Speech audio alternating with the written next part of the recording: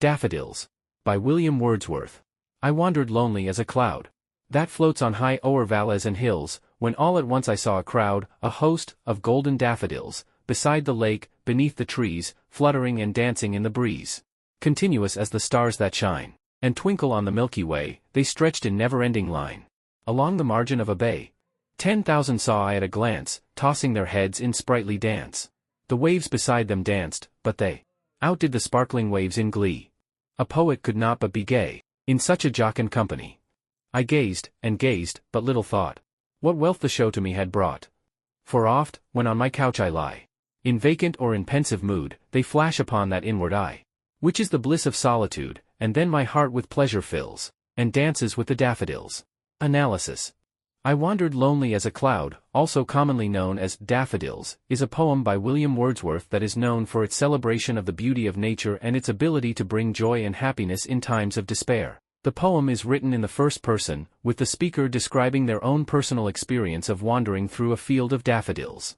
The poem is divided into 4 stanzas, each of which describes a different aspect of the speaker's experience. The first stanza sets the scene and describes the speaker's feeling of loneliness as they wander through the countryside.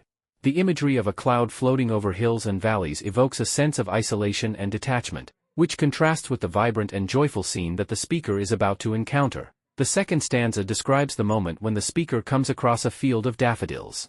The imagery of the daffodils stretching in a never-ending line along the shoreline creates a sense of awe and wonder, and the comparison to the stars in the Milky Way emphasizes the vastness and beauty of the scene.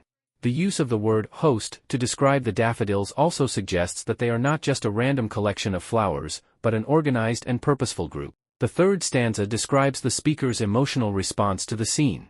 The use of words like gay and jocund suggests that the sight of the daffodils has brought the speaker a sense of happiness and pleasure. The phrase, I gazed, and gazed, but little thought / what wealth the show to me had brought, suggests that the speaker did not fully realize the impact the daffodils would have on them until after they had seen them.